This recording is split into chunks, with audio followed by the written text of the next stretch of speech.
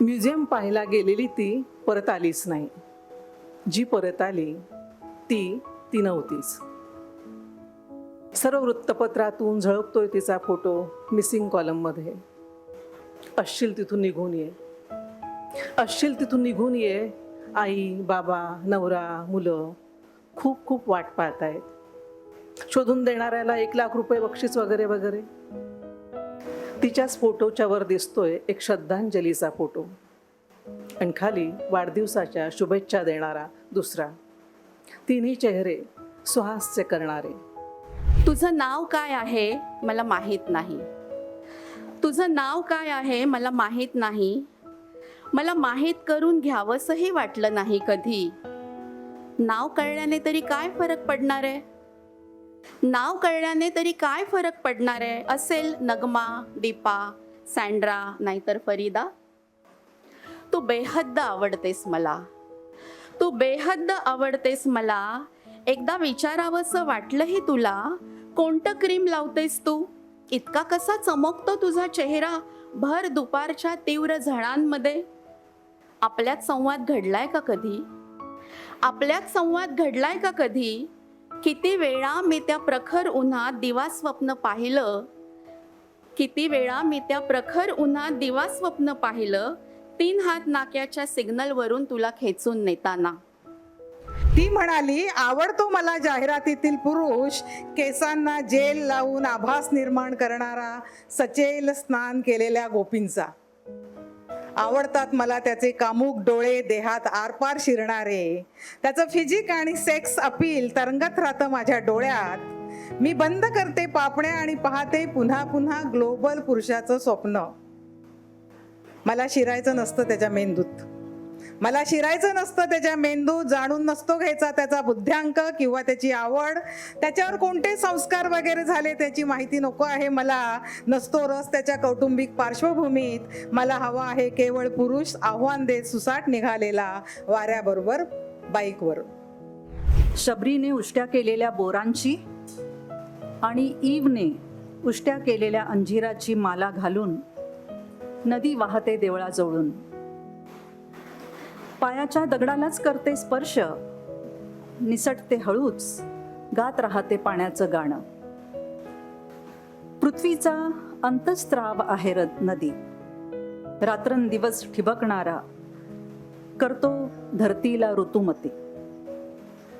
देवळालाच वळसा घालून जाणं पसंत केलं तिनं, जेव्हा मनुष्य जन्माची जीवनधारा गर्भात घेऊन फिरणाऱ्या बाईला गर्भागारातील प्रवेशाचा अटकाव केला. तेव्हापासून ती खळखळून हसते आणि देवळाला वळसा घालून जाते. नमस्कार. लोकसत्ता अभिजात लीट फेस्टमध्ये तुम्हा सगळ्यांचं मनपूर्वक स्वागत. सारस्वत बँक प्रस्तुत लोकसत्ता अभिजात लीट फेस्ट, सहप्रायोजक केसरी टूर्स, सहाय्य कौटिल्य मल्टी क्रिएशन्स आणि CFS. आणि या कार्यक्रमाला पावर्ड बाय पार्टनर आहेत कालनिर्णय. मंडळी, आजचं हे सत्र आहे कवितांचं सत्र. आजचं हे सत्र आहे स्त्रीत्वाचं, तिच्या आत्मसन्मानाचं, तिच्या भावनांचं एक व्यक्त रूप असणार आहे. आणि म्हणूनच पुढचा 1 तास आपण तिच्या नजरेतून, तिच्या लेखणीतून, तिच्या शब्दातून तिला पाहणार आहोत, तिला अनुभवणार आहोत. आणि म्हणूनच आजच्या या सत्रासाठी आपल्याकडे उपस्थित आहेत कवयित्री नीरजा, प्रज्ञा लोखंडे आणि सिसिलिया कार्वालो. मी या सगळ्यांना व्यासपीठावर येण्याची विनंती करते आणि लोकसत्ताच्या प्रतिनिधी लता दाभोळकर यांना विनंती करते की त्यांनी व्यासपीठावर यावं.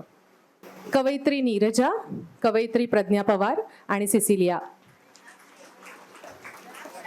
मीना पाटील या. मीनाक्षी पाटील या. लोकसत्ता लीट फेस्टमध्ये, अभिजात लीट फेस्टमध्ये सगळ्यांचं स्वागत. खरं तर या 4ही कवयित्री अत्यंत विख्यात नामवंत अशा आहेत. त्यामुळे त्यांची ओळख करून देताना, त्यांचं स्वागत करून देताना त्यांच्या पुस्तकाची, त्यांच्या पुरस्कारांची यादी असा तपशील देण्यापेक्षा त्यांच्या कवितांमधील, त्यांच्या लेखनांमधील मूलतत्वाविषयी काही बोलणं जास्त संयुक्तिक ठरेल. मी सुरुवात करते मीनाक्षी पाटील यांच्या ओळखीपासून. मीनाक्षी पाटील या केवळ कवयित्री नाहीत तर उत्तम चित्रकारही आहेत. महाराष्ट्र राज्य साहित्य आणि संस्कृती मंडळाच्या त्या सचिव आहेत. कवी मंडळींना प्रशासन फारसं जमत नाही या समजुतीला धक्का देणारं असं मीनाक्षी पाटील यांचं काम आहे. मराठी कवितेत उत्तर आधुनिक हा जो प्रवाह आहे त्यांच्याशी नातं सांगणारी अशी त्यांची कविता. आजच्या काळात माणूसपणाची जी काही दुर्दशा सुरू आहे त्याचं प्रभावी असं चित्रण त्यांच्या कवितांतून दिसतं. शब्दांसोबतच रंगरेषा त्या रमतात. भारतात आणि भारताबाहेरील त्यांच्या चित्रांची प्रदर्शनं भरवली गेली आहेत. काही लघुपट आणि माहितीपटांचं लेखन दिग्दर्शन त्यांनी केलंय. तसंच त्यात अभिनय देखील केलेला आहे. लोकसत्ताच्या या कार्यक्रमात मीनाक्षी पाटील यांचं स्वागत. मी त्यांना विनंती करते की त्यांनी कविता वाचनाला सुरुवात करावी. नमस्कार. माझ्या 3 कविता सादर करणार आहे मी आता. पहिल्या कवितेचं शीर्षक आहे म्युझियम पाहायला गेलेली ती. म्युझियम पाहायला गेलेली ती परत आलीच नाही. म्युझियम पाहायला गेलेली ती परत आलीच नाही. जी परत आली ती नव्हतीच. सर्व वृत्तपत्रातून झळकतोय तिचा फोटो मिसिंग कॉलममध्ये. असशील तिथून निघून ये, असशील तिथून निघून ये. आई, बाबा, नवरा, मुलं खूप खूप वाट पाहतायत. शोधून देणाऱ्याला 1,00,000 रुपये बक्षीस वगैरे वगैरे. तिच्याच फोटोच्या वर दिसतोय एक श्रद्धांजलीचा फोटो आणि खाली वाढदिवसाच्या शुभेच्छा देणारा दुसरा. तिन्ही चेहरे सुहास्य करणारे, हळूहळू ब्लर होत जाणारे, सारखेच दिसणारे, आरशात पाहिल्यासारखे माझेच वाटणारे. मग वृत्तपत्रातले ते चेहरे माझेच की कुणाचे? कशी असेल ती म्युझियममध्ये शिरताना? काय विचार असतील तिच्या मनात? ती आनंदानं स्वेच्छेनं शिरली असेल तिथं की जस्ट टाइमपास करावा म्हणून, की शोधायची असतील तिला आपली पाळंमुळं नेमकी शोधायची कुठून? म्युझियममध्ये तर रामायण, महाभारत, इलियड, ओडिसीविषयी काहीच नव्हतं. डायरेक्ट सुरुवात हडप्पा, मोहेंजोदारोपासून. मग अगोदर बाईचं काय व्हायचं? तसं तर ईवच्या अगोदरही असलीच पाहिजे बाई, नाहीतर गोष्टच कशी सुरू झाली असते ॲडम आणि ईवची. आणि इथे तर मोहेंजोदारातली कमरेपासून तोडलेली, कमरेवर हात ठेवलेली नर्तकीच उभी करून ठेवली यांनी. कमरेच्या खालची नर्तकी कशी असेल? सगळ्या बायकांसारखीच की अजून वेगळी? कशावरून ठरवलं असेल यांनी तिला नर्तकी? तिनं म्युझियम पूर्ण पाहिलं की अपूर्ण हे तिलाच माहीत असणार. शेवटची दिसली म्हणे कुणाला पारिजातकाच्या झाडाकडे जाताना, तर कुणाला पारिजातकाची फुलं ज्या फुटपाथवर पडली होती तिथं. पारिजातकाचं झाड कुंपणाच्या आत आणि पारिजातकाचा सडा मात्र फुटपाथवर. म्हणजे म्युझियम न पाहता ती फुटपाथवरची फुलंच वेचत होती की काय? झाड म्युझियमच्या अंगणात होतं की बाहेर? की झाडच होतं तिच्या मनातलं? मनातल्या मनात झाड येतं बहरून, मनातल्या मनात झाड येतं बहरून, झुलत राहतं इंद्रधनुष्यावर ऊर्ध्वमूलम अधशाखा बनून. झाडाजवळून वाहते पण एक नदी, कुठेच न संपण्याच्या इराद्यानं. पानं फुलं सारे किलबिलत असतात. समजत असते सगळ्यांना एकमेकांची भाषा. अचानक बदलते प्रेम. भाषेचा वाढत जातो कोलाहल. समजत नाही तिला म्युझियमच्या तिकीट चेकरची भाषा.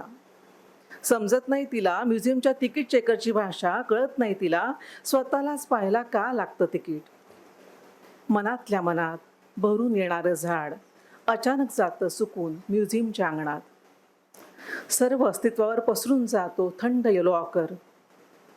म्युझियम पाहायला गेलेली ती परत आलीच नाही.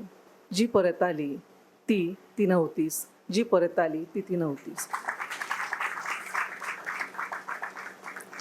दुसरी कविता अभिजात. खूपच घनगर्द आहे म्हणे भाषारण्य. खूपच घनगर्द आहे म्हणे भाषारण्य. आज शिरण्यासाठी असंख्य वाटांनी खुणावणारं आणि आज शिरताच सर्व दिशांनी चकावणारं. अमावस्या पौर्णिमेला तर अजिबातच जाऊ नये म्हणे तिथं. नाचणाऱ्या, खिदळणाऱ्या, आक्रंदणाऱ्या, गुंगवणाऱ्या गदारोळात तर माणूस ठार वेडा होतो म्हणे तिथं.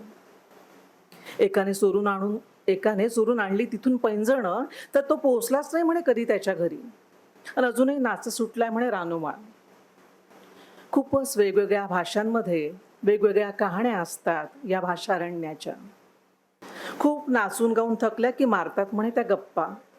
आणि कधी चुकून त्यांच्या गप्पा चोरून ऐकल्यास तर म्हणे माणसाचा होतो दगड. म्हणूनच सगळ्या लेण्या, गुहाशिल्प जंगलातच असतील का? घनगर्द जंगलातला तो क्षणात दिसून गायब होणारा हलता डुलता जाळ कसले संकेत करतोय? त्या पैंजणांचे आवाज, ती कुजबूज, ते आर्त स्वर का खेचतायत मला? ते आवाज माझ्याच आतून, माझ्याच भवतालातून तर येत नाहीत ना. माझ्याच आत तर नाही नाही भाषेचं जंगल. मग या कहाणीतल्या शाप-उशापांचं काय? आता न भीता शिरलंच पाहिजे या भाषेच्या जंगलात. हो माझा दगड वा हो मुकवाचा, बोलेन मी आता माझीच भाषा.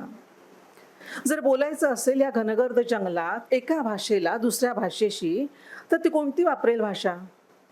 जर बोलायचं असेल या घनगर्द जंगलात एका भाषेला दुसऱ्या भाषेशी, तर ती कोणती वापरेल भाषा? स्वतःचीच, की जिच्याशी बोलायची तिची भाषा? आणि जर तिला येतच नसेल दुसरीची भाषा, तर उदास होऊन गुडघ्यात डोकं खुपसून बसेल का ती? की खूप हातवारे करून डोळ्यांच्या भाषेत सगळं हृदय मोकळं करेल? की बसून राहतील त्या दोघीही निशब्द एकमेकींचा हात हातात धरून आणि विरघळून जातील एकमेकांच्यात? की असं विरघळूनही त्या होणार नाहीत निश्शेष आणि जिवंत राहतील एका वेगळ्याच भाषेत? विचारांच्या तंद्रीत ती शिरली भाषेच्या जंगलात. तर अर्ध्या आकाशात दिसत होती अमावस्या आणि अर्ध्यात पौर्णिमा. क्षणाक्षणाला बदलत होती दृश्य भाषेच्या पडद्यावरची. मंद मधुर संगीताचे स्वर पुसले जात होते ढोल ताशांच्या घोषणांनी, तर घोषणा विरून जात होत्या बोल बोबड्या बाराखडीच्या स्वरांनी. आणि अचानक 2 दिशांनी धावत आल्या त्या दोघी जणी. याच की काय त्या 64 योगिनीतल्या योगिनी? म्हणत ती दगडासारखी थिजून बघू लागली एकटक. खूप वेगानं धावत आल्यानं त्या दोघींच्या चेहऱ्यावर दिसत होता हजारो वर्षांचा थकवा. जवळून बघावं म्हणून थोडं पुढे सरकावं, तर तिचं दगडपणच तिला हलू देत नव्हतं असं तिला वाटलं. पण लावलान जोर आणि हल्लं किंवा हृदय, आणि जास्तच वाचता येऊ लागला त्या दोघींचा चेहरा. मोजू ठरवलं तर चेहऱ्यावरच्या सुरकुत्यांची संख्या ही जाम म्हणजे अगदी 2,5-3 हजारावर जाऊ लागली. म्हणजे म्हातारी चांगली जुनी दिसतेय. म्हणता म्हणता दिसू लागली म्हातारी एकदम तरणी, आणि समोरची म्हातारी काही क्षण तर ही ती किती ही हे ओळखू येईना. असा खूप वेळ आलटून पालटून रूप बदलायचा खेळ खेळून दमल्यावर हातात हात गुंफून बसून राहिल्या त्याने शब्द. आणि शेवटी एक एक शब्द गोळा करून त्यांनी आपापली शब्द फुलं माळली एकमेकींच्या केसात. सांगितल्या गेल्या वेळच्या भेटीच्या एकमेकींनी रुजवलेल्या शब्द फुलांच्या कहाण्या, आणि पुन्हा दिली काही नवी शब्दबीज एकमेकींना भेट. आपापल्या प्रदेशात त्या शब्दबीजांना रुजवायची स्वप्न देऊन वचनं देऊन त्या आल्या तशा निघून गेल्या वाऱ्याच्या वेगानं. खरंच खूपच घनगर्द आहे म्हणे भाषारण्य.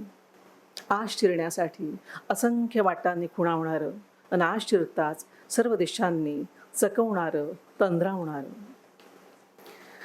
शेवटची 3री कविता वाचते. मी आहे.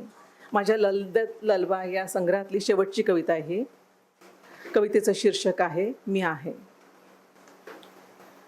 तशी कसलीच घाई नाहीये मला, म्हणजे हजारो वर्ष तेच बघून आता आलाय कंटाळा. जाम गंडवलंय कुणीतरी एकाच बंद खोलीत दाखवली जाते ती व्हर्च्युअल रियालिटी. काहीच नवं नाहीये, सगळं तसंच शांत स्थिर सेपिया टोन मधलं. एवढ्या आवाज येऊनही कसलाच आवाज नाही, इतकी टोकदार बत्थड शांतता. एवढ्या गदारोळात धावपळीतही कसलीच हालचाल नाहीये. शरीरावरची गोल गरगरी शेलाटी पिळदार वाटावळ मिरवत त्या झाडाभोवती फिरतायत ॲडम आणि कुणीतरी ईश्वरी अवतार महानायक नेता जन्मून थोड्याच वेळात त्याची जयंती पुण्यतिथी खून महापरिनिर्वाण होतंय साजरं. लोक झोपतायत म्हणजे मरतायत आणि जागा होण्याला पुनर्जन्म म्हणून एक तारीख चिकटवतायत. सगळं एकदम शांत निश्चल, सगळं एकदम शांत निश्चल. मी फोडू पाहते क्षितिजाची भिंत, जी ठोसा मारलेल्या बलून सारखी राहते परत उभी निर्लज्जपणे. खरं तर क्षितिजाला उलटवायची त्याची फार इच्छा नाहीये मला, कारण तेच आहे धादांत खोटं. मला कसलंच वाटत नाही आकर्षण किंवा तिरस्कारही. मला कसलंच वाटत नाही आकर्षण किंवा तिरस्कारही. भारावतच नाहीये मी कशाने. म्हणजे एखाद्या पुरुषा महापुरुषा कुपुरुषाचा स्त्री महास्त्री कुस्त्रीचा आकार भुलवतच नाहीये मला. काहीच विशेष वाटत नाहीये मला या आकार निराकाराच्या लढाईत. म्हणजे अगदी नीट बघितलं तर आकारच्या बाहेरच असतो की निराकार. आणि लोक शोधतायत, भांडतायत, संपवतायत एकमेकांना या आकार निराकाराच्या निकराच्या लढाईत. मी फेकूनच दिली आहेत माझी शस्त्र निराकाराच्या पोकळीत. आणि जरी दिला तुम्ही आकार तुमच्या भीतीला माझ्या शस्त्राचा, तरी मी स्वीकारणारच नाहीये तुमची भीती माझं शस्त्र म्हणून. मी धरणारच नाहीये शस्त्र तुम्ही कितीही चाल करून आलात तरी, कारण मी भारावतच नाहीये कशाने, ना भीतच नाहीये कशाने. काही सिद्ध करायचं नाहीये मला, काहीच नकोय मला कोणाकडून. मला माहितीये की भरलीच जाणार नाहीये ही पोकळी जी दिवसेंदिवस पावते प्रसरण. एकाच जन्मात मी घेतलेत हजार जन्म आणि हजार जन्मात घेतलेत अनंत जन्म. सगळं बघून अनुभवून झालंय माझं हजारो वर्ष. आता मी फक्त आहे. धन्यवाद.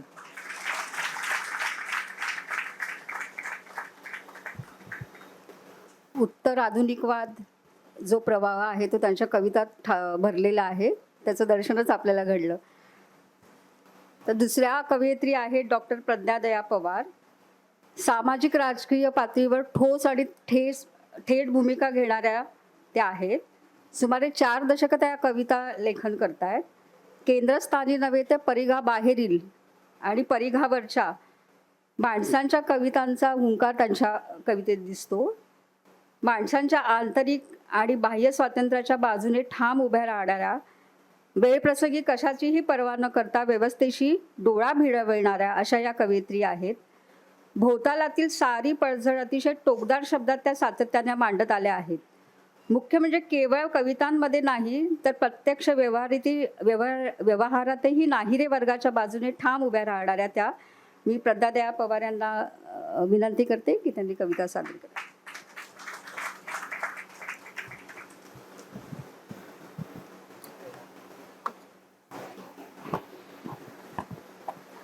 नमस्कार. पहिल्या लोकसत्ता अभिजात लिटफेस्टमध्ये आपल्या सर्वांच्या साक्षीने सहभागी होताना, अर्थातच आणि माझ्या सगळ्या तिन्ही कवयित्री मैत्रिणींसोबत कविता वाचताना आम्हा सगळ्यांनाच झालेला आनंद आधी तुमच्याशी शेअर करते.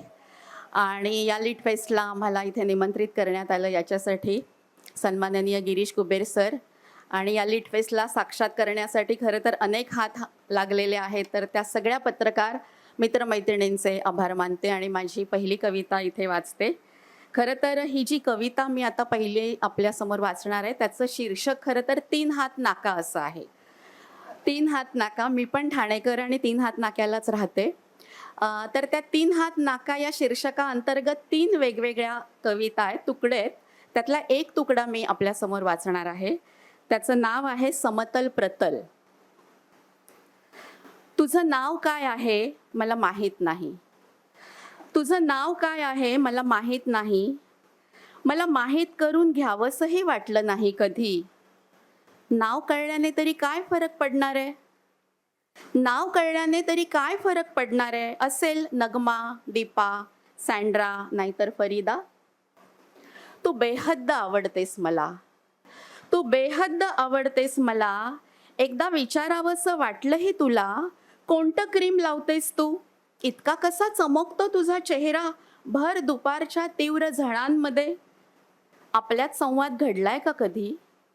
आपल्यात संवाद घडलाय का कधी? किती वेळा मी त्या प्रखर उन्हात दिवा स्वप्न पाहिलं, किती वेळा मी त्या प्रखर उन्हात दिवा स्वप्न पाहिलं, 3 हात नाक्याच्या सिग्नलवरून तुला खेचून नेताना. प्रेमाने तुझा हात हातात घेऊन विचारताना, बहिणाबाई बहिणाबाई काय काय दडवून ठेवलंयस ब्युटी क्रीम्सच्या या भांडवली पाषाणाआड? बहिणाबाई काय काय दडवून ठेवलंयस ब्युटी क्रीम्सच्या या भांडवली पाषाणाआड? तुझं अद्भुत देखणेपण जरा खरवडून काढ, तुझं अद्भुत देखणेपण जरा खरवडून काढ. बघू दे मला तुझा साधा सुधा हाडामांसाचा चेहरा हिजडेपणात अंतर्बाह्य गोठवून टाकलेला. बघू दे मला तुझा साधा सुधा हाडामांसाचा चेहरा हिजडेपणात अंतर्बाह्य गोठवून टाकलेला. 2च आयडेंटिटीत चिरस्थायी आंदोलित होणारं हे जग, बाईचं न बाप्याचं. तू नेहमीच परिघा बाहेर, तू नेहमीच परिघा बाहेर. कल्लोळ प्रस्फोट तुझ्या आत धडका देणारे, आरशासमोरचं नग्न सत्य तुझ्या डोळ्याला डोळा भिडवणारं. कधीच न पाहिलेली वेलांटीची पिवळी धमक लसलसती वेल तुझ्या आत प्रज्वलित होताना तू लपलीस रानोमाळ, तू लपलीस रानोमाळ. पुन्हा पुन्हा झाकून घेतला स्वतःचा चेहरा हाताच्या ओंजळीत. एक लडकी भीगी भागी सी, एक लडकी भीगी भागी सी, सोती रातों में जागी सी. त्यानंतर वाराच पडला, त्यानंतर वाराच पडला, त्यानंतर वाराच पडला. दूर आणखी दूर सरकलं चांदण्यांनी झिरमिळणारं तुझ्या वाट्याचं अम्लान आकाश. दूर आणखी दूर सरकलं चांदण्यांनी झिरमिळणारं तुझ्या वाट्याचं अम्लान आकाश. कधीही कुठेही दिवसा ढवळ्या, कधीही कुठेही दिवसा ढवळ्या लैंगिक कत्तल झाली तुझी सरेआम. कुठल्या नळावर रोज खसाखसा धुवून टाकतेस ग परकरातला हा घाणेरडा काळा कबिन्न अंधार? कुठे टांगून ठेवलायस की मारूनच टाकलायस देहजळी घुमणारा तो वेडा पारवा? कुठल्या सप्त पाताळातून सरसरत येतोय तुझ्या टाळ्यांचा भेसूर घुमत्कार? ये दुनिया अगर मिल भी जाए तो क्या है, ही नफरत, ही नफरत, ही तुच्छता, ही तगमग सगळी संपलेली, सगळं संपवणारी तुझी प्यास घरी परतताना माझ्यासोबत येते. धुमसत राहते माझ्या उदास गात्रात. मला भेटायचं नाहीये तुला, मला भेटायचं नाहीये तुला. मला नकोय तू अलाबला घेत काहीतरी पुटपुटतेस, तू अलाबला घेत काहीतरी पुटपुटतेस. माझ्या माथ्यावर हात ठेवत, माझ्या माथ्यावर हात ठेवत कर्मठ रिच्युअल मला नकोय. मला नकोय तुझा आशीर्वाद, मला नकोय तुला, मला विलग करणारा तुझा आशीर्वाद. मला हवंय समतल प्रतल, मला हवंय समतल प्रतल, मला हवंय समतल प्रतलावरचं हृद जे मला कधीच दिसत नाही तुझ्या डोळ्यात. तू नेहमीच याचक या बेरहम असमल प्रतलावरची. मी शब्दही उच्चारत नाही कधी, मी शब्दही उच्चारत नाही कधी. वाटतं माझ्या आवाजाने फाटल सगळं, वाटतं माझ्या आवाजाने फाटेल सगळं. होईल तितर बितर, डुचमळू लागेल आतलं रवरव. तू घट्ट शिवून टाकलेलं मौन माझ्या साध्या फुंकरीने तस नस होईल. रात्र चढू लागते, रात्र चढू लागते. एकही कोपरा सुना नसतो सिग्नलवरचा. बिअर शॉपी, पान सिगरेटची टपरी, वडापाव भुर्जीच्या गाड्या, हातावरची असंख्य पोटं, 1760 वस्तू विकणारे, रिकामे रिकामे हात. तू कुठेच दिसत नाहीस 3 हात नाक्यावर, तू कुठेच दिसत नाहीस 3 हात नाक्यावर. तू कुठे आहेस नगमा, दीपा, फरीदा, सँड्रा? तू कुठे आहेस नगमा, दीपा, सँड्रा, फरीदा? दे मला तुझा तळतळाट, दे मला तुझा तळतळाट. दे उग्र शाप, दे मला तुझा तळतळाट. यानंतरची कविता आहे, जेव्हा तिची कविता असं शीर्षक लता दिलं आणि आपण बोललो सुद्धा की भारतातल्या स्त्रीमुक्ती आंदोलनाला 50 वर्ष पूर्ण झालेली आहेत आणि सुवर्ण महोत्सवी वर्ष आपण सादर करतोय. या कवितेला 8 मार्चचा संदर्भ आहे, जागतिक महिला दिन. कवितेचं शीर्षक आहे चिरव्याकुळ एकाकीपणाच्या होर्डिंग्जवर. 8 मार्चच कशाला, 8 मार्चच कशाला, आता प्रत्येकच दिवस आमचा असतो, असा करावा का शेवट या सदरहू कवितेचा? 8 मार्चच कशाला, आता प्रत्येकच दिवस आमचा असतो, असा करावा का शेवट या सदरहू कवितेचा? उदारीकरणाच्या या तिठ्यावरून आणि अधूनमधून पेराव्यात ओळी, आणि अधूनमधून पेराव्यात ओळी जालिम उपरोधाच्या, विद्रोही बिद्रोही. लिहावेत तपशील हिंसेचे, भयाचे, मारले जाण्याचे. लिहावेत तपशील हिंसेचे, भयाचे, मारले जाण्याचे. जसे लिहित आलो आम्ही क्ष तारखेपासून डोमेस्टिक व्हायोलन्स ते वर्ल्ड कप सारखा सार्वजनिक थरार बलात्काराचा. डोमेस्टिक व्हायोलन्स ते वर्ल्ड कप सारखा सार्वजनिक थरार बलात्काराचा. विशिष्ट जाती धर्माच्या बायांना पाहून धडा शिकवण्यासाठी. विशिष्ट जाती धर्माच्या बाया पाहून धडा शिकवण्यासाठी. तारखाच बदलल्यात फक्त, तारखाच बदलल्यात फक्त. किंचाळणाऱ्या अंधारात, हातपाय झाडणाऱ्या दिवसा उजेडात, वेदनेनं विव्हळणाऱ्या या चिरव्याकुळ एकाकीपणाच्या होर्डिंग्जवर उभं राहून आम्ही पसरवतोय आमच्या मोकळ्या ढाकळ्या हाडामांसाच्या प्रतिमा. या चिरव्याकुळ एकाकीपणाच्या होर्डिंग्जवर उभं राहून आम्ही पसरवतोय आमच्या मोकळ्या ढाकळ्या हाडामांसाच्या प्रतिमा. प्रश्न हा नाहीये की कुणी खाल्ली मोहाची फुलं पहिल्यांदा. प्रश्न हा नाहीये की कुणी खाल्ली मोहाची फुलं पहिल्यांदा. सगळे भौतिक संदर्भ छाटून, सगळे भौतिक संदर्भ छाटून त्या धूर्त लिओनार्दोनं करून टाकलं आम्हाला गूढ वगैरे. सगळे भौतिक संदर्भ छाटून त्या धूर्त लिओनार्दोनं करून टाकलं आम्हाला गूढ वगैरे. सोपच असतं ना हे, सोपच असतं हे. एकतर मोनालिसात रूपांतर करणं, एकतर मोनालिसात रूपांतर करणं, नाहीतर बाजारपेठेच्या मुक्त वाऱ्यावर पाशवी रक्तानं भिजलेली आमची अंतर्वस्त्र निर्ममपणे सुकायला टाकणं. सोपं असतं हे. एकतर मोनालिसात रूपांतर करणं, नाहीतर बाजारपेठेच्या मुक्त वाऱ्यावर पाशवी रक्तानं भिजलेली आमची अंतर्वस्त्र निर्ममपणे सुकायला टाकणं. आम्ही फोडतोय अजूनही तीच गुहा, आम्ही फोडतोय अजूनही तीच गुहा. तीक्ष्ण धारदार हत्यारांनी. मैत्रिणी, मैत्रिणी तू घुमव तुझा आवाज, मैत्रिणी तू घुमव तुझा आवाज. शेवटच्या धापा टाकणाऱ्या या ग्लोकल रणधुमाळीत राहिला मुद्दा 8 मार्चचा, राहिला मुद्दा 8 मार्चचा. जिवंत धडधडीचा, गुहा फोडण्याचा पुन्हा पुन्हा, गुहा फोडण्याचा पुन्हा पुन्हा. आणि एक अगदी छोटी कविता जाता जाता, म्हणजे आपल्या या पहिल्या राऊंड मधली. कवितेचं शीर्षक आहे मुक्ती. मुक्ती. आता कागदच म्हणाला, आता कागदच म्हणाला, नाही उमटवून घेत जा तुझं काहीच, नाही उमटवून घेत जा तुझं काहीच. तडफड तशीच, तडफड तशीच. मला नाही फुटायचा पाझर कधीच, मला नाही फुटायचा पाझर कधीच. मुक्तीचा एहसास इतक्या सहजासहजी, मुक्तीचा एहसास इतक्या सहजासहजी. हात तिच्या एवढंच ना, एवढंच ना. मी तर पाण्यावरही लिहीन वाहत्या, मी तर पाण्यावरही लिहीन वाहत्या. ज्वाळेवरही रेखेन ठिणग्या, ज्वाळेवरही रेखेन ठिणग्या. तुला नाही अंदाज माझ्या बोटांचा हातांचा, तुला नाही अंदाज माझ्या बोटांचा हातांचा. मी थेट देईन तो हजारोंच्या हातात, मी थेट देईन तो हजारोंच्या हातात. फुटतील त्याला करोडो सळसळत्या फांद्या अंगभर धुमसणाऱ्या, फुटतील त्याला करोडो सळसळत्या फांद्या अंगभर धुमसणाऱ्या. अश्रूंच्या वेदनेच्या अपमानबोधाच्या, अश्रूंच्या वेदनेच्या अपमानबोधाच्या. निळ्याभोर आकाशाकडे झेपावणाऱ्या, निळ्याभोर आकाशाकडे झेपावणाऱ्या विद्रोहाच्या. मग तू काय करशील, मग काय करशील. अरे शब्दांनीच लिहिता येतं हा भ्रम आहे तुझा, शब्दांनीच लिहिता येतं हा भ्रम आहे तुझा. तुला शाहीन बाग ठाऊक नाही, तुला शाहीन बाग ठाऊक नाही. धन्यवाद.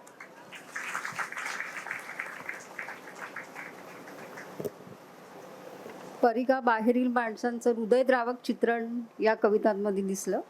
आपल्या पुढच्या कवयित्री आहे नीरजा. नीरजा ह्या दीर्घकाळ कविता लिहित आहेत. भोवतालाचं समग्र भान असणारी ही कवयित्री एकीकडे अतिशय तरलतेने मनातील हळव्या भावनांना शब्द देतात, तर दुसरीकडे सभोवतालचा रख्खपणा तितक्याच प्रत्ययकारी पद्धतीने त्या मांडतात. सामाजिक भानाची त्यांची कविता ही अतिशय टोकदार, मात्र ती कृतक आकांत कधीच मांडत नाही. सामाजिक भानाची कविता लिहिणाऱ्या नीरजा प्रत्यक्षातही सामाजिक बांधिलकी आपल्या कामातून जपत आल्या आहेत. मुख्य म्हणजे महत्त्वाच्या प्रश्नांवर थेट भूमिका घेणाऱ्या जबाबदारीपासून त्या कधीही मागे हटत नाहीत. मी त्यांना विनंती करते की त्यांनी कविता सादर करावी. नमस्कार. गेले 7-8 दिवस, मला वाटतं 30 तारखेपासून लोकसत्ता लिट फेस्टला सुरुवात झालेली आहे आणि अशा तऱ्हेचा कलांचा आणि साहित्याचा जागर पहिल्यांदा मुंबईत एवढ्या मोठ्या प्रमाणात घातला जातोय आणि सगळ्या गावांमध्ये. त्यासाठी लोकसत्ताचं खास अभिनंदन करते इथे. म्हणजे तुम्ही जर सगळे कार्यक्रम आतापर्यंत पाहिले असतील, म्हणजे मी फक्त मध्ये 2 दिवस नव्हते, पण पार्ला, प्रभादेवी, सगळीकडच्या ज्या चर्चा तरुण मुलांपासून आमच्या पिढीच्या लोकांपर्यंत किंवा आमच्या आधीच्या पिढीची लोकही इथे येऊन गेले आहेत आणि प्रत्येकाचं जे जाणीवेचं सगळं जग आहे ते आज मुंबईत उलगडतं आहे आणि तुमच्यासारखे सगळे जाणकार वाचक आणि सुहृद इथे येत आहेत आणि ऐकतायत, हे फार महत्त्वाचं वाटते मला. त्यामुळे अशा कार्यक्रमामध्ये आज माझ्या ह्या सगळ्या मैत्रिणींबरोबर कविता वाचायचा एक आनंद मी घेणार आहे. तिची कविता म्हटलं की साधारणपणे स्त्री जाणीवेचं सगळं लेखन सादर होईल असं तुम्हाला वाटलं असेल, पण ह्या कविता ऐकल्यानंतर मीनाक्षीचे काय किंवा प्रज्ञाची काय, त्यातलं संपूर्ण जे सगळं जटिल जग आहे तितकं सुंदर उलगडलं आहे, वेगवेगळ्या प्रकारे उलगडलेलं आहे. तर आम्ही सगळं ते वाचतो, स्त्री अर्थात आमच्या जगण्याचा भाग आहेच. पण जसं हिने म्हटलं आत्ता माझी ही प्रज्ञाची की आमची ओळख करून देताना की आजूबाजूला काय चाललंय ह्याचं सुद्धा आम्हाला सगळ्यांना भान आहे, केवळ बाईच्या विश्वात आम्ही नाही आहोत. मी सुरुवातीला जरा थोडी वेगळी कविता वाचते. कवितेचं नाव आहे पाऊस आणि ही थोडी मी जसं म्हटलं आता एक एक उलगडत जाईल. पावसाचा टपोर थेंब धपापत येतो लाल तांबडा पूर होऊन. पावसाचा टपोर थेंब धपापत येतो लाल तांबडा पूर होऊन, तेव्हा काळ्या कुट्ट अंधाराचे पडदे खिडकीवर ओढून बसलेली म्हातारी कमरेत वाकून शिवत असते गोधडी उभेची, पोरीला जन्मभर पुरेल अशी. पावसाचे बर्फगार तुकडे गोळा करून फ्रॉकच्या पसाऱ्यात तिची पोरगी चोखते आहे जीवनरस उंबरठ्या बाहेर बसून. इच्छा आणि तृष्णा ओथंबलेल्या पावसागत भरून आलेल्या साऱ्या शरीरभर. बाहेरचा पाऊस नको आहे म्हातारीला आत, आणि पोरीला तर केव्हाचे वेध लागले आहेत उंबरठ्या बाहेरचे. बाहेरचा पाऊस नको आहे म्हातारीला आत, आणि पोरीला तर केव्हाचे वेध लागलेत उंबरठ्या बाहेरचे. पाऊस हवा आहे पोरीला आणि त्यासोबत गारा अन भणाण वाराही.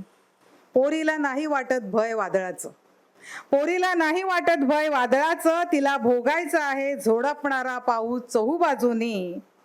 म्हातारी भयचकित घालत राहते टाके वेगानं, आभाळ शिवायचंय तिला. पोर शोषून घेते पाऊस साऱ्या अंगभर, तरी नाही भागत तहान. म्हातारी आता वाट पाहते आहे ऋतू बदलण्याची. म्हातारी वाट पाहते आहे ऋतू बदलण्याची, आणि पोरीच्या अंगात तर पावसाळाच ऋतून बसलेला कायमचा. अशी ही मुलगी आहे.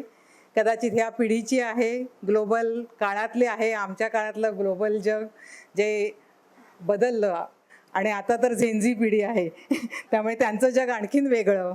या पिढीतली मुलगी काय बोलते ते आपण बघूया. ग्लोबल सर्वार्थानं ती म्हणाली, आवडतो मला जाहिरातीतला पुरुष. ती म्हणाली, आवडतो मला जाहिरातीतील पुरुष, केसांना जेल लावून आभास निर्माण करणारा, सचेल स्नान केलेल्या गोपींचा. आवडतात मला त्याचे कामुक डोळे देहात आरपार शिरणारे. त्याचं फिजिक आणि सेक्स अपील तरंगत राहतं माझ्या डोळ्यात. मी बंद करते पापण्या आणि पाहते पुन्हा पुन्हा ग्लोबल पुरुषाचं स्वप्न. मला शिरायचं नसतं त्याच्या मेंदूत. मला शिरायचं नसतं त्याच्या मेंदूत. जाणून नसतो घ्यायचा त्याचा बुद्ध्यांक किंवा त्याची आवड. त्याच्यावर कोणते संस्कार वगैरे झाले त्याची माहिती नको आहे मला. नसतो रस त्याच्या कौटुंबिक पार्श्वभूमीत. मला हवा आहे केवळ पुरुष आव्हान देत सुसाट निघालेला वाऱ्याबरोबर बाईकवर. मी बदलले असं म्हणते जग. मी बदलले असं म्हणते जग. कुंकवा बिंकवासाठी धनी बिनी मागायचे दिवस आता पडलेत मागे. तो संपला की चुडे बिडे फोडण्याचेही. पावित्र्य आणि योनिसुचिता लादणाऱ्या समूहाला ठोकरून मी निघाले शोधात माझ्याच ग्लोबल अस्तित्वाच्या. मला बदलायचे आहेत अर्थ संस्कृतीचे. छोट्या छोट्या वावटळींना घेत अंगावर मुरवायचं आहे एका नव्या संस्कृतीला खोल रक्तात. तुम्ही काय दिलत आम्हाला तुमच्या कवितेतून? तुम्ही काय दिलत आम्हाला तुमच्या कवितेतून? गुळगुळीत झालेल्या रोमॅन्टिक कल्पनांनी भारलेला नर मादीचा प्रेमेतिहास किंवा लैला मजनू रोमिओ जुलियट यांच्या प्रेम कहाण्यांचा कंटाळवाणा पाऊस. चिरंतर वेदना इज इक्वल टू प्रेम हे तुमचं गणित लादलं आहे आमच्यावर. Please give us a break. Please give us a break. ह्या साऱ्यातून हवा आहे ब्रेक. एकमेकांना बांधून ठेवण्यातून ब्रेक. एखाद्या पुरुषाची जर केलीच अभिलाषा तर उंडारलेली रान म्हणण्यापासून ब्रेक. एका वडाला 7 जन्म बांधून घेण्यापासून ब्रेक. प्रेमाच्या अद्वैतापासून ब्रेक. त्यातून मिळणाऱ्या वेदनेपासून ब्रेक. आणि तो नाहीच भावला तर त्याच्यापासूनही ब्रेक. मी काटला आहे आता दोर परंपरेच्या पतंगाचा. मी काटला आहे आता दोर परंपरेच्या पतंगाचा. माझ्याकडच्या धारदार मांजानं दिशाहीन उडतो आहे तो केव्हापासून. त्याला पकडायचा की सोडून द्यायचा ते आता तुम्ही ठरवा. मला मात्र उडू देत माझ्या पंखातल्या बळावर. ती म्हणाली होऊ देत आता मला ग्लोबल सर्वार्थानं. होऊ देत मला आता ग्लोबल सर्वार्थानं. हे असं व्हायचं आहे तिला. पण आपली संपूर्ण परंपरा जे काही सांगते. मला आठवतं 40 वर्षापूर्वी मी जी कविता लिहिली होती त्याच्यामध्ये मी द्रौपदीची व्यथा मांडली होती. म्हणजे पहिल्या माझ्या कविता संग्रहात आहे. आणि त्यातलं असं मी शेवटी म्हटलं होतं की द्रौपदी असं म्हणते की कुंडाच्या 4 चौकटीतला मासा आंधळा झाला तेव्हाच साऱ्या वाटा बंद झाल्या होत्या. अंधारात मी तरी कुठे धर्म शोधणार. अधर्मालाच दिली सारी दाने. तेव्हापासून आजपर्यंत किती वस्त्रहरणे किती वस्त्रहरणे. द्रौपदीचं वस्त्रहरण आपल्याला माहिती आहे. तशीच वस्त्रहरणं आज होत आहेत. आता प्रज्ञाच्या कवितेमध्ये त्याचा उल्लेख आलेला आहे. मग ही वस्त्रहरणं कुठलीही असोत. मग ती खैरलांजीतले असू देत, कोपर्डीतलं असू देत, दिल्लीतलं असू देत. आत्ताच अलीकडे म्हणजे रोज आपण बातम्या ऐकतोच आहोत. दर आठवड्याला दर महिन्यात एक मोठी ठळक बातमी याच्याविषयी येते आहे. तशीच एक कविता इथे. खैरलांजी ते कोपर्डी. खैरलांजी ते कोपर्डी व्हाया दिल्ली, मुंबई आणि गाव शहरातला कोणताही सुनसान प्रदेश. फक्त नावं बदलत आहेत जागांची. माझ्या ओल जपलेल्या योनीत सरकावले जात आहेत सत्तेचे झेंडे. आणि त्याच्याच मेणबत्त्या करून काढले जात आहेत मोर्चे. आणि त्याच्याच मेणबत्त्या करून काढले जात आहेत मोर्चे. करवऱ्याचे दाखले देत वाजवत आहेत रोज तबकडी बातमीची. काय असते बाईची जात आणि काय असतो धर्म? काय असते बाईची जात आणि कोणता असतो धर्म? बदलतो का वेदनेचा स्तर जात बदलली तर? बदलतो का वेदनेचा स्तर जात बदलली तर? शरीराला ओरबाडणाऱ्या चेहऱ्यांवर कसलं असतं समाधान? बाईला भोगल्याचं की जातीला भोगल्याचं? तुमच्या सत्ता स्पर्धेत कायम नागवली गेली बाई. तुमच्या सत्ता स्पर्धेत कायम नागवली गेली बाई. तिच्या शरीरात घुसवल्यात तुमच्या राजकीय महत्वाकांक्षा. खेळात युद्ध आणि हरवले प्रतिस्पर्ध्याला तिच्या मांड्यात आपला डाव मांडून. मातीच्या रंगावर तिचा कस ठरवणाऱ्या माणसाचा फाळ ऋतून घेतला ह्या जमिनीनं युगानुयुगे गळ्यात अडकवलेल्या मंगळसूत्राच्या साक्षीने. त्याची नोंद झाली नाही कुठल्याच बातमीत. त्याची नोंद झाली नाही कुठल्याच बातमीत. आज लाखो करोडो लोक जमवलेत तुम्ही धिक्कार करायला माझी योनी छिन्न विछिन्न करणाऱ्यांचा. त्या गर्दीत दिसते आहे का कुठं आतडं कुरतडून टाकणारी माझी वेदना? त्या गर्दीत दिसते आहे का कुठं आतडं कुरतडून टाकणारी माझी वेदना? ऐकू येते आहे का किंकाळी माझ्या चिमुकल्या गर्भाशयानं फोडलेली? जाणवतो आहे का मनात ठणकणाऱ्या अपमानाचा ओरखडा? योनी विस्कटलेल्या मुलींसाठी कोणत्या कोट्यात ठेवणारात आरक्षण? माझघरातल्या कोनाड्यात की परसदाराच्या आडाच्या खोल तळाची? जागा बदलेल रोज मरणाचीही, गाव शहर एक होऊन जाईल या ग्लोबल गावात.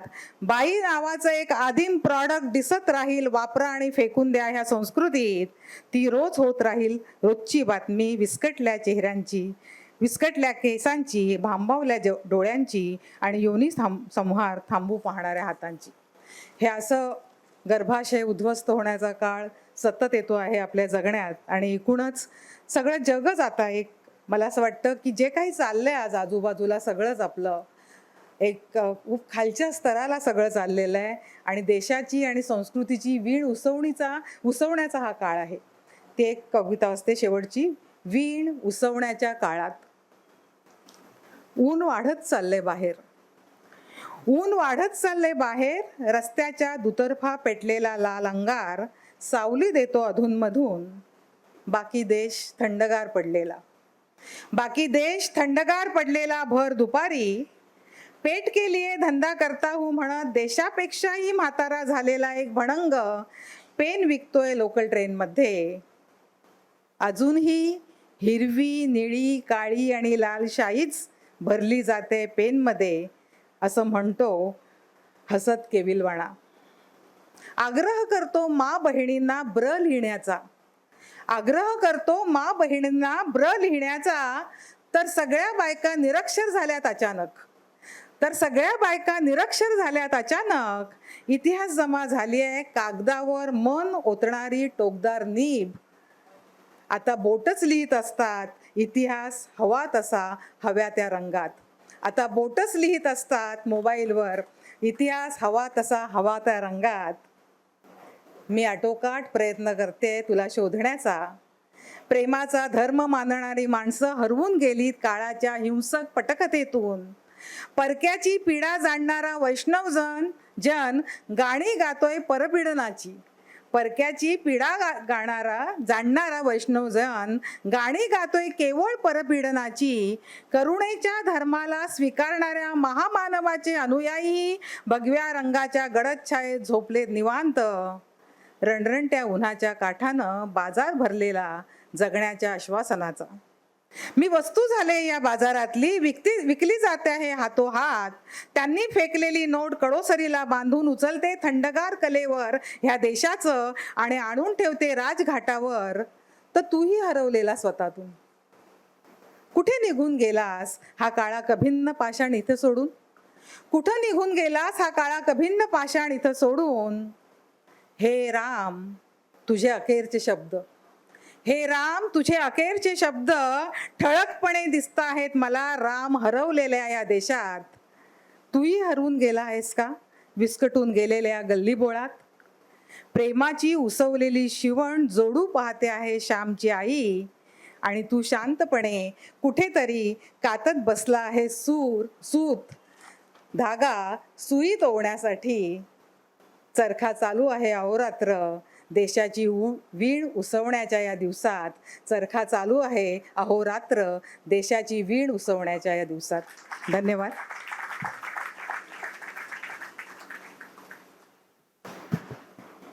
सामाजिक भान, समाजातलं क्रूर वास्तव आणि मनमुक्त जगू पाहणारी स्त्री अशी एक मांडणी नीरजाताईंनी केली. आपल्या पुढच्या कवयित्री आहेत doctor Sicilia Carvalho. Doctor Sicilia Carvalho कविता, कथा, लोकसाहित्य अशी मनमुक्त मुसाफरी करतात. त्यांच्या लिखाणात एक तरल आणि साधेपणा आहे आणि त्यांच्या व्यक्तिमत्वातही तसाच दिसून येतो. शुभंकराची आस त्यांच्या लेखनात नेहमी जाणवते. मी विनंती करते त्यांनी कविता सादर करावी. अभिजात लिट फेस्टमध्ये लोकसत्ताने आम्हाला निमंत्रित केलेलं आहे. मी मनापासून लोकसत्ताचे आभार मानते. पहिली एक कविता सादर करते. कवितेचं नाव आहे नदी. शबरीने उष्ट्या केलेल्या बोरांची आणि ईवने उष्ट्या केलेल्या अंजिराची माला घालून नदी वाहते देवळाजवळून.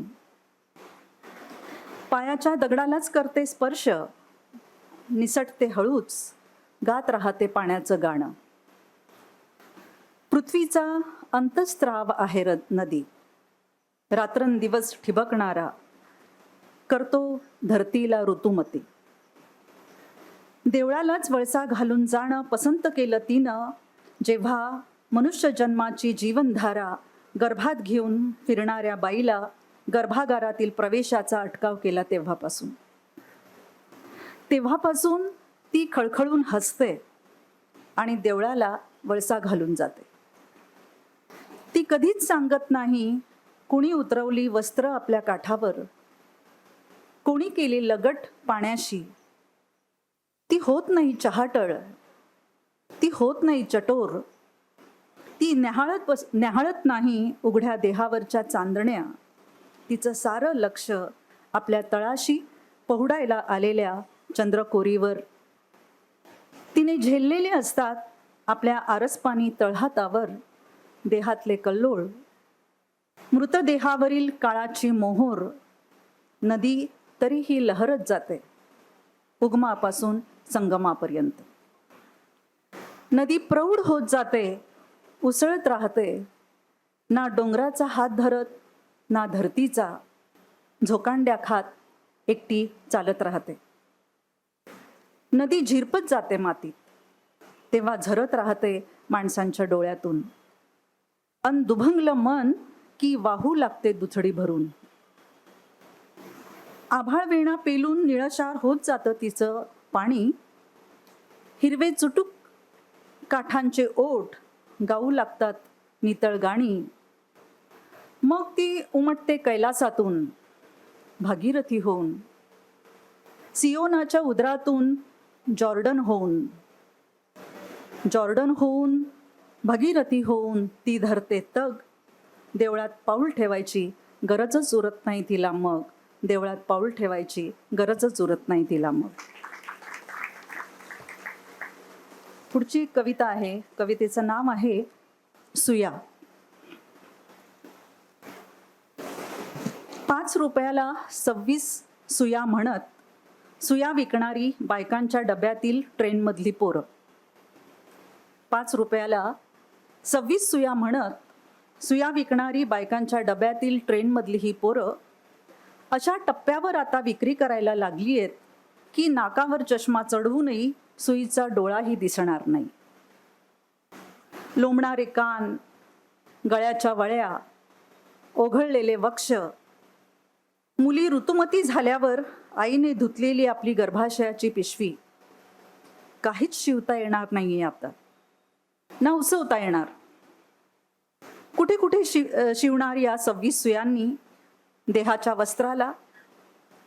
नात्यातला दुरावा का सांधता येणार आहे? कधीपासून हा पोरगा ओरडतोय कानाशी, 5 रुपयाला 26 शिव्या देतोय. आई, बहीण, बायको, मुलगी, नात यावरून बायकांच्या डब्यात. शिव्या विकणारी ही ट्रेनमधली पोरं आत्ता त्यांनी विक्रीचा असा टप्पा गाठलाय, डोळे ताण ताणून बघितले तरी दिसत नाही त्यांच्या चेहऱ्यावर वीज. सुईचे डोळे अधिक रुंदावत गेलेले तेवढे दिसतात आणि शिव्या टोचत राहतात 26 ठिकाणी, शिव्या टोचत राहतात 26 ठिकाणी. पुढची एक कविता आहे, छोट्या छोट्या कविता आहेत. कवितेचं नाव आहे भाकर. कोण किरवतो दिवस भाकरीसारखा काळाच्या तव्यावर, आणि काळा ठिक्कर करपत जातो रात्रीसारखा. रात्रीची करपली भाकर फिरवल्यावर सर्व बाजूंनी शेकलेल्या भाकरीसारखा दिवस फुलून येतो. कित्येक युगांपासून तवा तापलेला आहे. भाकऱ्या बडवल्या जात आहेत. भाकरी फिरवा न फिरवा करपणं फुलणं चालूच आहे युगानुयुगांपासून. करपलेल्या भाकऱ्या खाऊनही निघतात दिवस आणि फुलके खाऊनही रात्री निघतात. दिवस अन रात्री खाऊन टाकतात माणसाला भाकरीसारखंच युगानुयुगांपासून. पुढची एक कविता आहे. कवितेचं नाव आहे निरी.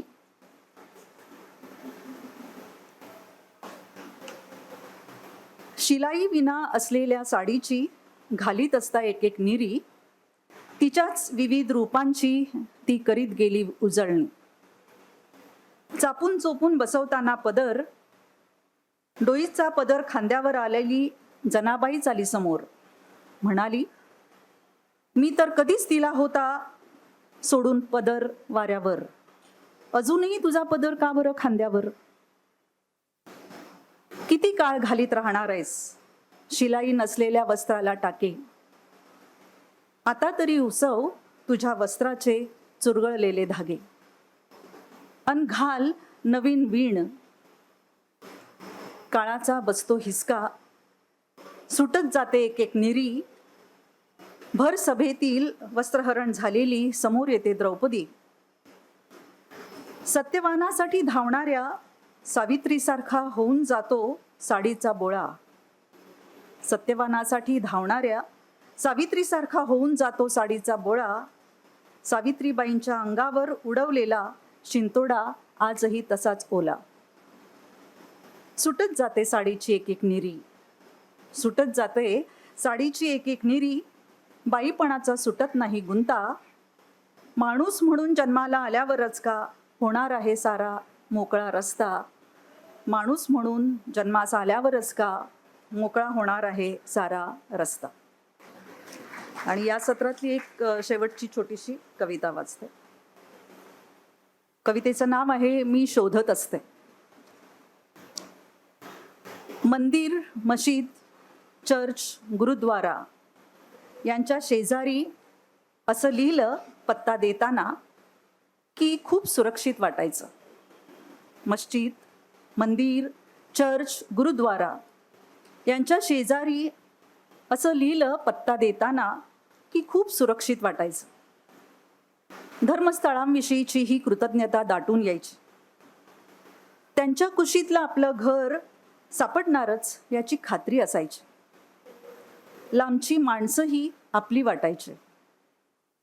आत्ताच्या हात थरथरतो. आत्ताच्या हात थरथरतो धर्मस्थळाचे शेजार असल्याचे लिहिताना. भूकंपात सापडल्यासारख्या थरथरतात भिंतीही धर्मस्थळाच्या. आतल्या मूर्तीच सुरक्षेची याचना करीत असल्यासारख्या. टोळ्या वेटोळ्यांनी चाल करून येत असल्यासारखे आवाज येतात चोहो बाजूनी. आपला गळा घोटू लागतात. आपल्या घराचा पत्ता शोधणाऱ्यांच्या नजरेतील विखार चढू लागतो भोवतालावर. मी लांबूनच नमस्कार करते. मी लांबूनच नमस्कार करते. मंदिर, मस्जिद, चर्च, गुरुद्वारा बघून निघून जाते खाली मान घालून. मी शोधत असते माझेच घर, ज्याचा पत्ताच गेलाय नजीकच्या काळात हरवून. ज्याचा पत्ताच गेलाय नजीकच्या काळात हरवून. धन्यवाद.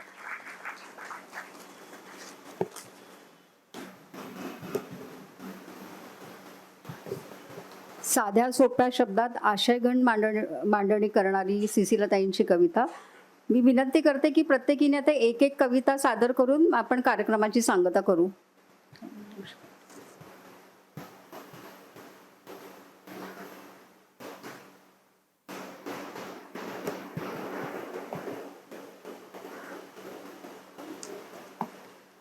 सर्वप्रथम मी लोकसत्ता परिवाराचे आभार मानते की आम्हाला एक खूप छान संधी मिळाली आहे आणि काही वेगळ्या जाणीवेच्या कविता आपण ऐकतोय. एक लक्षात आलं असेल तुमच्या सगळ्यांच्या की आम्ही चौघीजणी म्हणजे आता सिसिलाताईने तिच्या कवितेतली कोळ म्हटली की माणूसपणाचा रस्ता. युगांयुगांचं कंडिशन आहे आपलं सगळ्यांचं. प्रचंड कंडिशनिंगमध्ये आपण जगतोय. सगळा समाज, सगळी व्यवस्था, याच्या पलीकडे आपण गेलं पाहिजे आणि आपलं माणूस पण शोधलं पाहिजे, अशा एका नोटवर येणार ही कविता. कवितेचं शीर्षक आहे मुलीने सांगितलेली नवीन गोष्ट. रोज सांगते मुलीला गोष्टी, रोज सांगते मुलीला गोष्टी, झोपताना, भरवताना, डोळे करून लुकलुकते ती पण पाहत राहते गोष्टीतल्या पात्रांना मनातल्या मनात. कळत नाही तिला, कळत नाही तिला कोल्हा कायम लबाडच का, कळत नाही तिला कोल्हा कायम लबाडच का, सुसर नेहमी दुष्टच का, नावडती राणी चांगलीच का. वैतागून एक दिवस म्हणाली मला, वैतागून एक दिवस म्हणाली मला, मामा सांग नवी गोष्ट. आम्ही सगळ्याजणी ज्या नव्या गोष्टीविषयी बोलतोय ना, ती मुलगी म्हणते, मामा वैतागून एक दिवस म्हणाली मला, मामा सांग नवी गोष्ट. एक होती राणी, तिला होते 2 राजे. एक होती राणी, तिला होते 2 राजे. एक होता आवडता आणि एक होता नावडता. किंवा एक होती राणी, तिला नव्हता राजा. किंवा एक होती राणी, तिला नव्हता राजा. किंवा एक होता राजा, त्याला नव्हती राणी. नाहीतर एक करना, नाहीतर एक करना, बदलूनच टाक सगळ्या गोष्टी सुरुवातीपासून शेवटापर्यंत. बदलूनच टाक सगळ्या गोष्टी सुरुवातीपासून शेवटापर्यंत. धन्यवाद.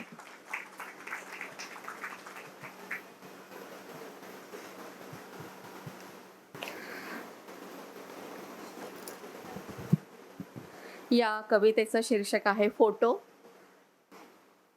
कुणीतरी विचारलं मुलाखत घेताना पहिल्याच प्रश्नात, कुणीतरी विचारलं मुलाखत घेताना पहिल्याच प्रश्नात, कुठे बसून लिहिता तुम्ही?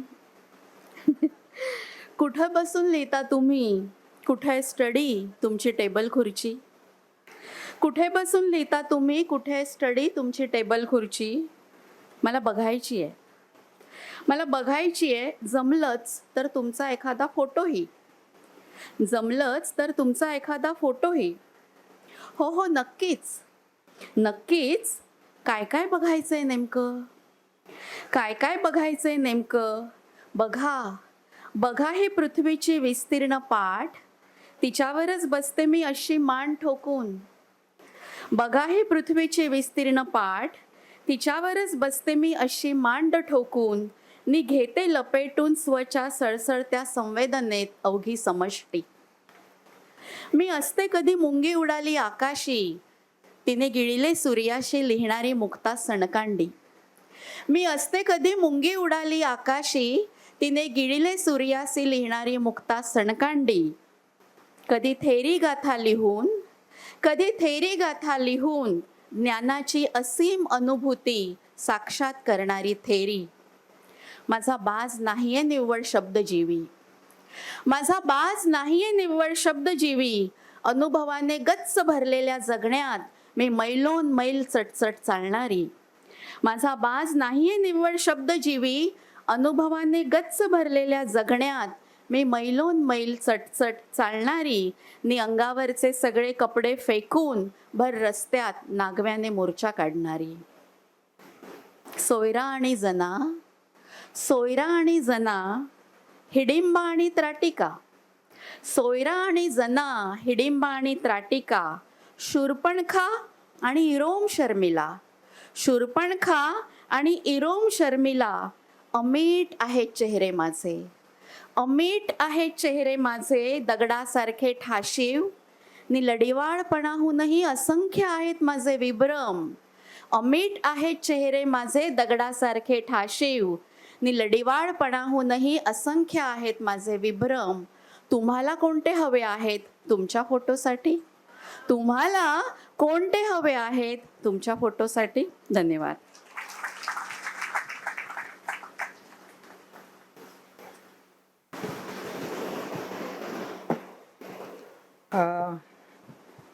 सगळ्या पुस्तकांचा हा उत्सव चाललेला आहे, म्हणून पुस्तकाविषयीची एक कविता वाचते. पुस्तकं, पुस्तकं नसतात शोभेची वस्तू, पुस्तकं नसतात शोभेची वस्तू, जी ठेवून द्यावीत काचे पलीकडे मिरवण्यासाठी. ती वाहू द्यावीत एका हातातून दुसऱ्या हातात. ती वाहू द्यावीत एका हातातून दुसऱ्या हातात नदीसारखी.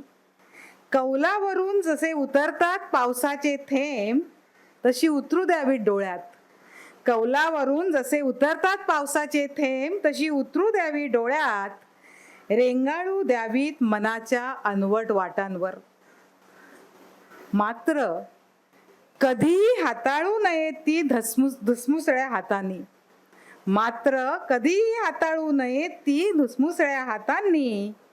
काढू नये सालटी त्यांच्या चेहऱ्यावर पसरलेल्या हास्याची. लखतर झालेली पुस्तकं दिसतात बलात्कार झालेल्या बाईसारखी उद्ध्वस्त. पुस्तकांना जपताना जीवापाड शोषून घ्यावे श्वासात मनभर पसरत जाणारे शब्दांचे अर्थ, जे दरवळत असतात पुस्तकांच्या पानातून, त्यांना सामावून घ्यावे जगण्यात. पुस्तकांच्या पानापानात विखुरलेली असतात हजारो कोडी माणसाच्या मनातली, आणि त्यातील शब्दात लपलेल्या असतात हजारो गोष्टी न सांगितलेल्या. त्या समजून घेतल्या तर पुस्तकं जगतात युगानुयुगे. त्या समजून घेतल्या तर पुस्तकं जगतात युगानुयुगे. केवळ शब्दांचे बुडबुडे सहन होत नाहीत पुस्तकांना. केवळ शब्दांचे बुडबुडे सहन होत नाहीत पुस्तकांना.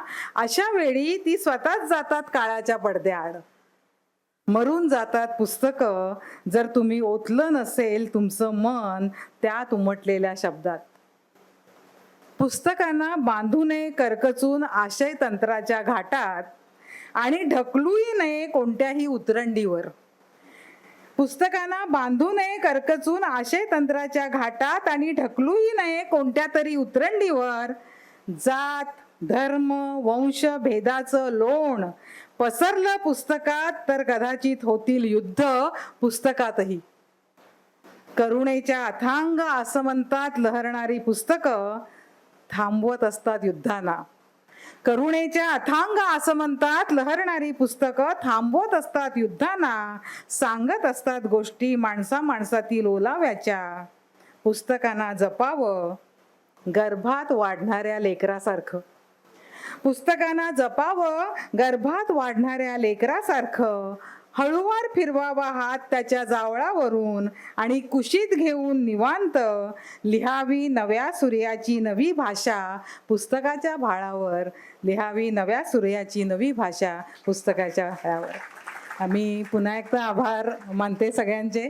आम्हाला ह्या लिट फेस्टच्या ह्या मंचावर इथे बोलवलं आणि अशा रसिक वाचकांसमोर आम्हाला कविता सादर करण्याची संधी दिली, त्याबद्दल तुमचे सर्वांचे, लोकसत्ता परिवाराचे, गिरीश कुबेर आणि त्यांचा सगळा स्टाफ जो आता इतके दिवस राबतोय त्या सगळ्यांचे आभार. आणि लतानी इतकं सुंदर सूत्रसंचालन दिलं त्यामुळे लता दाभोळकर यांचेही आभार. धन्यवाद.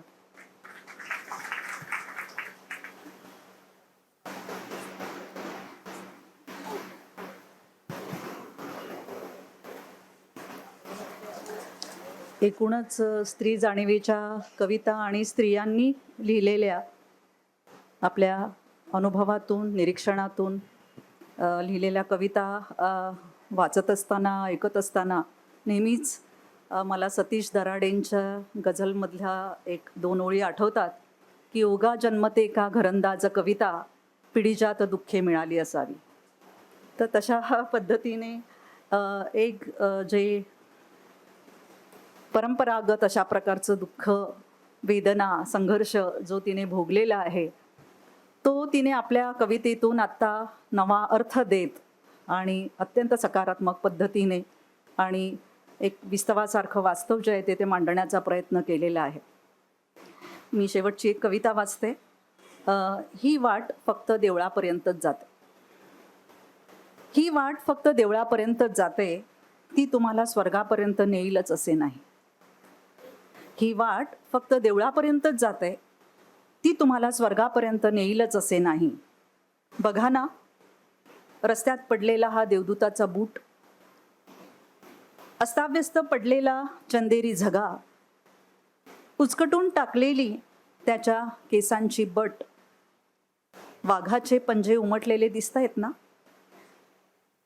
हरण टप्पे तेही दिसत आहेत धडपडल्याचे. वाघ जंगलात पळून गेलेला आहे सुखरूप देवदूताचे लुसलुशीत शरीर घेऊन. रस्त्याच्या कडेला बहरलेला चिंचेचा मोहोर कसा कोळ होऊन गेलाय. मधुमालतीने माना खाली घातल्या आहेत. पाना फुलांतून सुगंध पळून गेलाय. सुसाट वाऱ्याबरोबर धुळीचे कणही निश्चित पडलेत, चिकटून बसलेत आईला घट्ट बिलगलेल्या भेदरलेल्या बाळासारखे. रस्त्याच्या कडेच्या मूर्तीच्या गळ्यातून निघालेल्या या दीपमाळा आकाशातील तारकापर्यंत पोचू पाहतायत.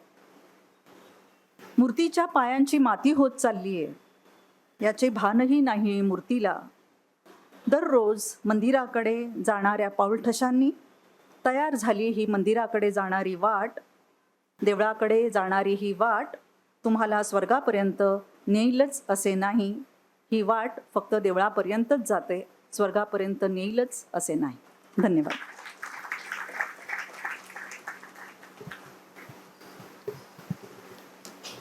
या चारही कवयित्रींनी कवितेचा सुंदर गाव वसवला, त्याबद्दल मी चौघींचेही आभार मानते.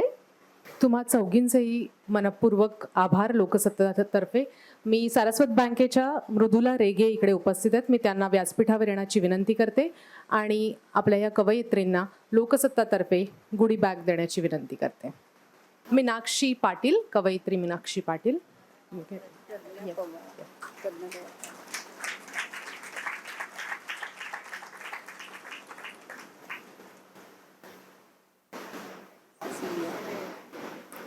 सिसिलिया कार्वालो.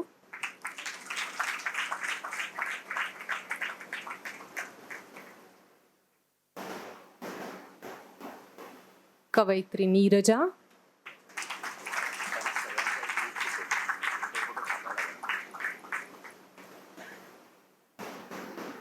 कवयित्री प्रज्ञा दया पवार.